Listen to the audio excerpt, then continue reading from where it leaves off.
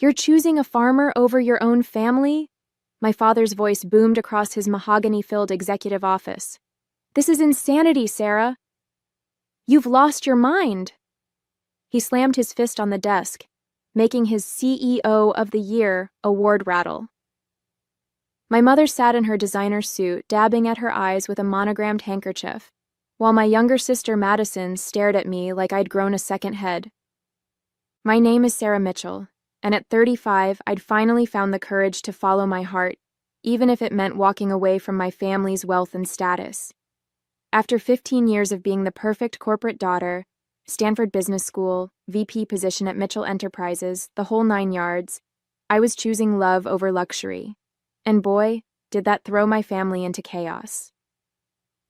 He's not just a farmer, Dad, I said, trying to keep my voice steady. Jack runs one of the most successful organic farms in the valley. He's educated, hardworking. He's nobody, my dad cut me off. While you were learning to run a billion-dollar company, he was probably learning to milk cows. Is that what you want? To throw away everything we've built for you to become a farmer's wife?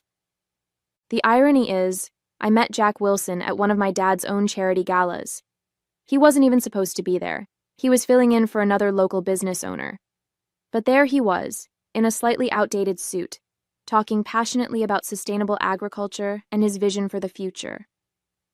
While other men at these events usually tried to impress me with their stock portfolios or vacation homes, Jack spoke about soil conservation and helping small farmers thrive. I've already made up my mind, I told them, standing up straighter.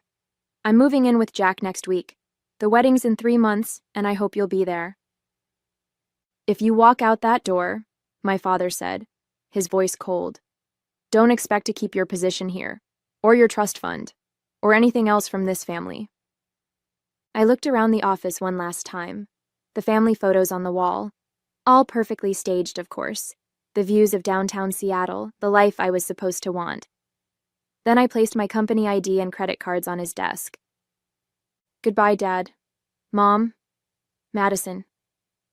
I turned and walked out, my heels clicking on the marble floors for the last time. Behind me, I could hear my mom's quiet sobs and Madison's whispered, "She's lost it completely."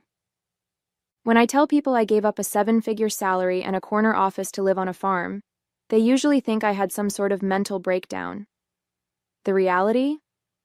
Living in Jack's farmhouse these past 6 months has brought me more peace than 20 years in corporate America ever did. Sure, the transition wasn't easy. Trading my Tesla for a pickup truck, my Louboutins for work boots, my penthouse for a century-old farmhouse, it was a shock to the system. The first time I had to help deliver a calf at 3 a.m., I almost called my driver out of habit before remembering this was my life now. But there was something real about it all, something my previous life had lacked. My family's reaction was exactly what you'd expect. My mom sent daily texts about good matches from her country club circle. Madison kept forwarding job listings from competing companies. My dad maintained radio silence, though his secretary called monthly to remind me what I was giving up. The trust fund, the connections, the real life they thought I deserved. What they didn't understand was that Jack wasn't some simple farmer. Yes, he worked the land, but he also had degrees in agricultural science and business management. His organic farming operation supplied high-end restaurants across 3 states. He'd turned his grandfather's struggling farm into a model of sustainable agriculture. But to my family, anyone who didn't make their money in a boardroom was beneath them. The wedding invitations went out last week. My mom returned hers with a note saying she couldn't bear to watch my downfall. Madison at least called to decline, blaming a business trip that I knew she'd scheduled specifically for that date. My dad's invitation came back unopened. I was helping Jack review some property documents when something caught my eye. The farm's boundaries extended far beyond what I'd originally thought, including a pristine piece of lakefront property. The same property my dad had been trying to acquire for his new resort development. "Oh yeah," Jack said casually. "Your father's company has been trying to buy that land for months. They've offered way above market value, but my grandfather promised to keep it agricultural. It's some of the best soil in the valley." I sat there stunned as the implications sank in. My dad's big resort project, the one he'd been bragging about at every board meeting, couldn't happen without this land. and it belonged to the man he'd dismissed as just a farmer. I didn't tell Jack about my dad's project right away. I needed time to process this bizarre twist of fate. The next morning, while collecting eggs from the chicken coop, something that still amazed my manicured hands, I got the call I'd been expecting. "Sarah, darling!" My mom's voice dripped with sudden sweetness. "We've been thinking about your situation. Perhaps we were too hasty. Why don't you and Jack come to dinner on Sunday?" I nearly dropped my basket. After 6 months of cold shoulders and disapproving messages, this sudden change of heart was suspicious. Then my dad came on the line. "Princess, your mother's right. We should get to know this young man of yours. Maybe we can find a way to make this work. After all, we're family." Standing there in my muddy boots, surrounded by clucking chickens, I finally understood. They must have discovered Jack owned the land. This wasn't about accepting my choices. It was about securing their business interests. The thought made my stomach turn. That evening, I watched Jack working in his office, poring over crop rotation plans. He was completely unaware that he held the key to a multi-million-dollar development deal. When he noticed me staring, he just smiled and asked if I wanted to help him plan next season's organic vegetable program. "My parents invited us to dinner," I said carefully. "They want to make amends." Jack looked up, surprised. "Really? What changed their minds?" I took a deep breath. "I think I know. And we need to talk about something important." Before I could continue, his phone rang. It was his lawyer calling about another offer from Mitchell Enterprises, this time double the previous amount. Jack politely declined, as he had every other offer. When he hung up, he noticed my face. "Sarah, what's wrong?" "That resort they want to build? It's my father's pet project, the one he's been working on for years. Without this land, it can't happen." Jack was quiet for a moment. "Is that why they suddenly want to meet me? To negotiate?" I nodded, fighting back tears. "I'm so sorry. I should have realized sooner." To my surprise, Jack started laughing. "Your father's been sending increasingly aggressive offers for months, never once mentioning he was your dad. I guess he didn't want to admit his daughter was marrying the stubborn farmer who kept turning him down." Sunday dinner at the Mitchell mansion was exactly the power play I expected. My mom had arranged everything perfectly. Her best china, fresh flowers from her greenhouse, and even my favorite childhood dessert. My dad was wearing his closing a deal smile, the same one he used on reluctant investors. "Jack, my boy," my dad boomed as we entered, acting like he hadn't spent months calling Jack a gold-digging nobody. "Welcome to our home. Sarah tells us you're quite the entrepreneur yourself." I watched Jack take it all in. The crystal chandeliers, the original artwork, the floor-to-ceiling windows overlooking Seattle. He looked surprisingly comfortable in his pressed jeans and button-down shirt, so different from the suits that usually occupied these rooms. "Nice place you have here, Mr. Mitchell," Jack said politely. "Those are some beautiful heirloom roses in your garden, though you might want to check them for black spot. I noticed some discoloration on the leaves." My mom nearly choked on her wine. Nobody criticized her prize roses. But Jack was right. I'd noticed the same thing on our way in. He might not know about fine art or fancy wines, but he knew about growing things. Throughout dinner, my dad expertly steered the conversation toward business.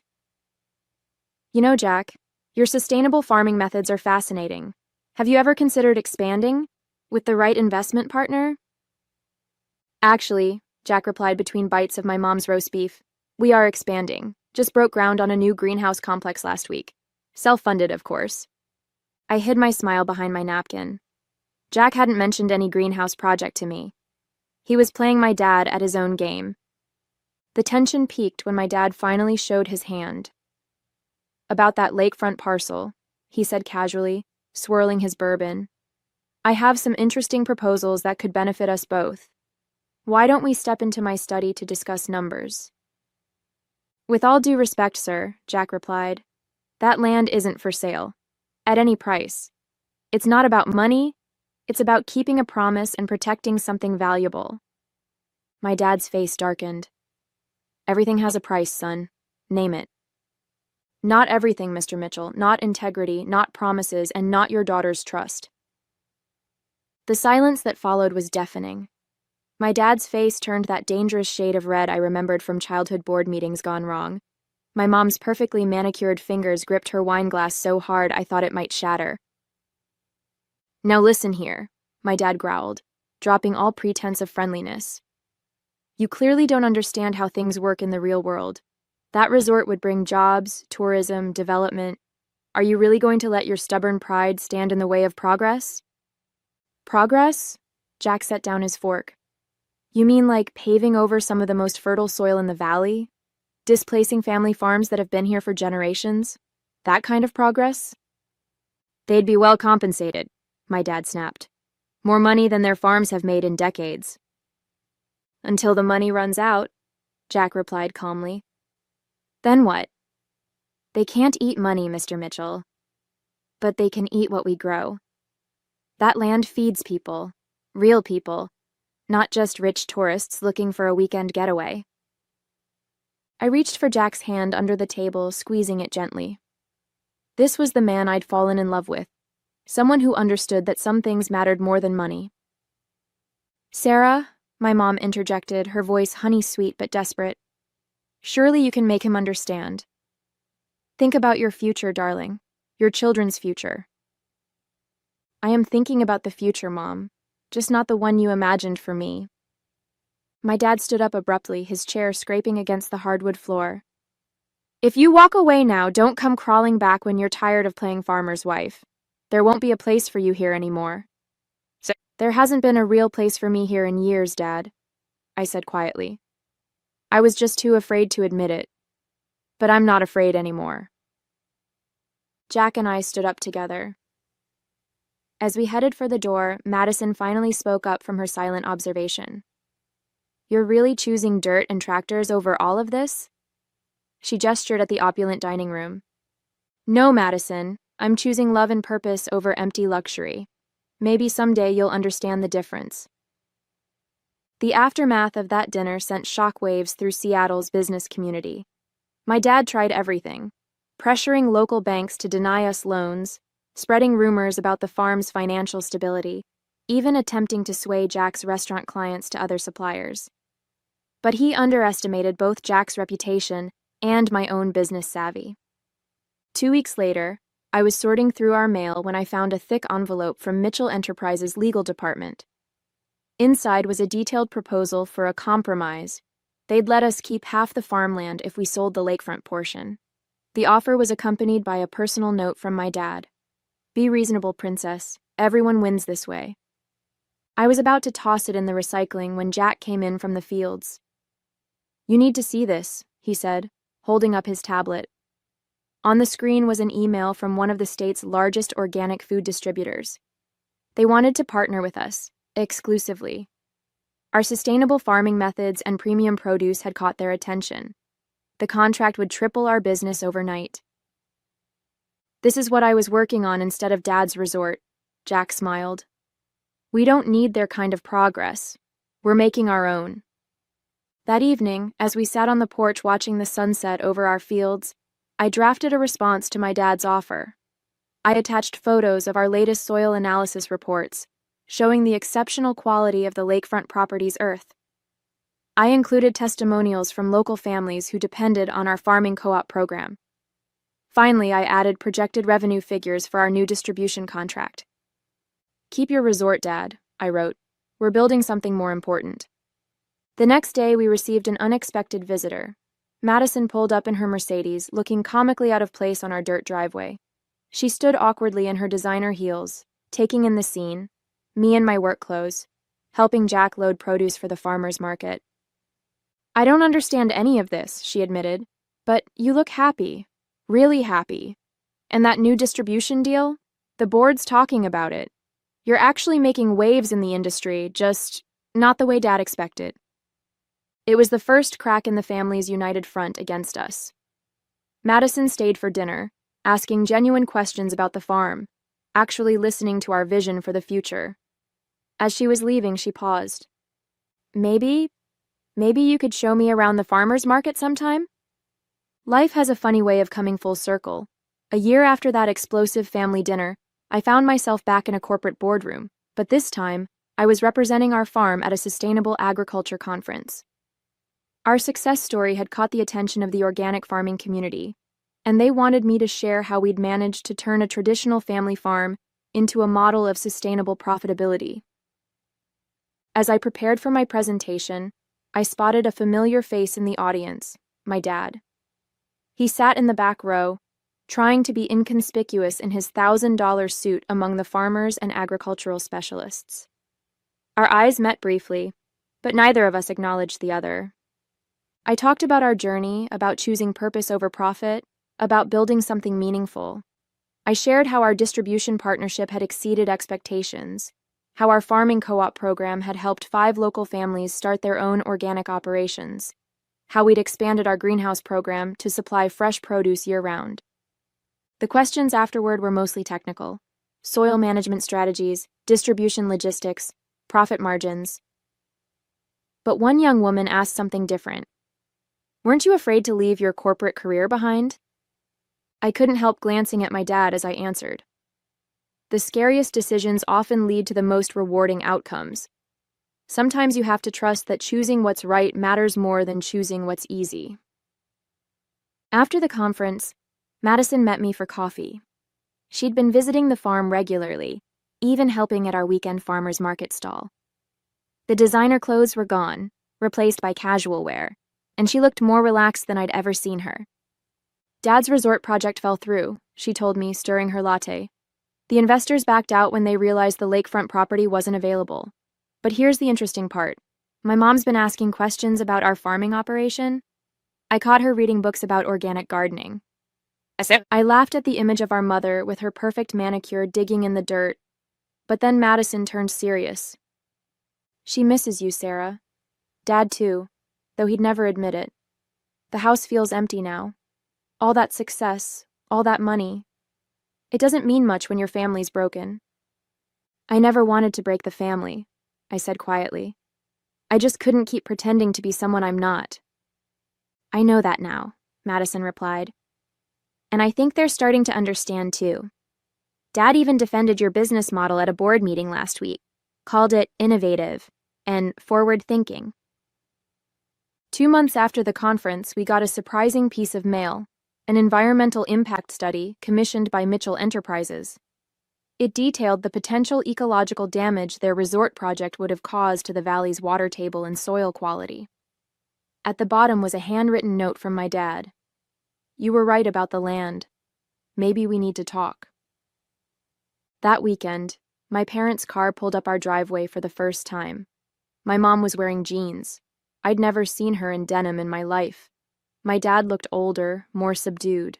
They stood awkwardly on our porch, taking in the windmill, the solar panels, the fields stretching out to the horizon. "Your mother wants to see your greenhouse," my dad said gruffly, "if that's all right." Jack gave them the full tour, explaining our hydroponic systems and vertical farming techniques. My mom actually seemed interested, asking questions about the herbs she'd been trying to grow in her windowsill garden. My dad remained quiet, but I caught him nodding appreciatively at our computer-controlled irrigation system. Over dinner, featuring everything from our own farm, my dad finally spoke up.